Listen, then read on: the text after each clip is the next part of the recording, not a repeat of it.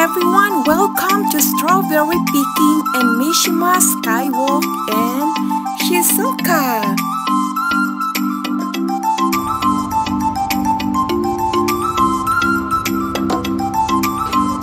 Hello guys, ito po yung flower corners ng Mishima Skywalk. At those flowers, mga fresh po yan. At napakaganda kasi lahat-lahat po ng mga flowers na yan nakakabit, pero that is very fresh flowers. So ito po yung makikita just near to that Mishima Skywalk. At dito po wala po siyang bayad, yung entrance is just for free. Unlike po yung ibang mga flowers corner ng ibang place ay talagang mayroon po siyang entrance, pero ito po it's only for free. So makaka-enjoy po tayo dito to take a picture. Yan din po that is also fresh. So mayroon po silang mga staff na nagmi-maintain ng mga flowers at araw-araw po ito na chini-check kasi kailangan fresh looking. So ayan, just enjoy. So ito po yung Mishima Skywalk.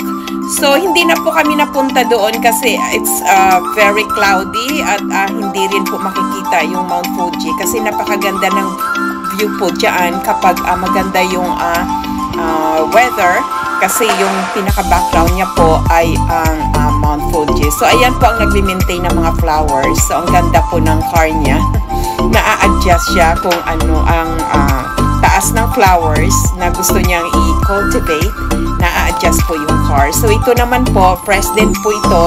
At this is for display na kung halimbawa kung sino gustong bumili, that is only for sale.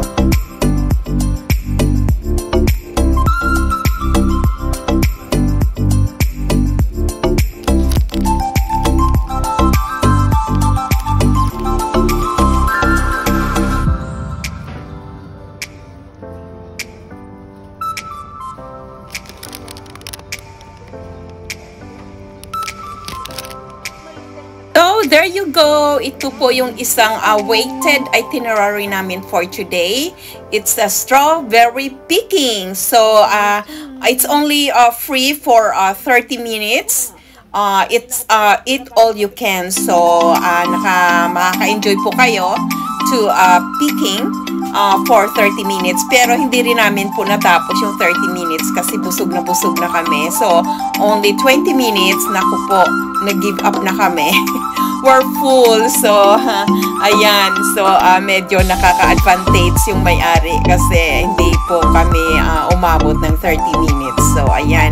So itong strawberry field po, ano lang siya, bali mayroon po siyang cover sa taas and then sa beside po. So you can eat direct. So hindi na po kailangan na hindi na po kami naguhugas kasi hindi naman po siya dusty sa loob, malinis naman siya. So ayan, so it's up to you kung gusto mong i-wash or hindi kasi nandiyan lang naman yung tubig sa gilid. And then they're giving us a free condensed milk. So pwede po tayong mag-refill ng condensed milk kapag bitin po. So ako po gusto ko lagi may condensed milk, pero yung ibang kasamahan ko they don't need to add more condensed milk kasi matamis din naman siya. But I don't know kasi used po ako na pag kumakain ako ng strawberry, lagi po siyang may condensed. So ayan, so ito, yan, paikot-ikot lang. Napakasarap ng strawberries. So after this, nasa lunch na kami. So for sure, hindi na kami kakain ng marami kasi busog na kami dito sa strawberry. So ayan, so itong line lang kasi actually marami po siyang part at may bubong yung mga strawberries, pero kami mga ilang layer, ilang block po. Diyan po kami allow na po pwedeng kumuha ng strawberry kasi yung sa ibang part nila ibang grupo na naman yan. So kahit dito lang, talagang hindi na namin kayang ubusin lahat ng mga strawberry kasi napakarami. And then doon sa kabila, marami din po doon. Actually parang isang lang ang naikot namin, parang 2 blocks lang. So solve na po. So thanks for watching. So I hope you can enjoy and please follow more, watch more. Okay, God bless us.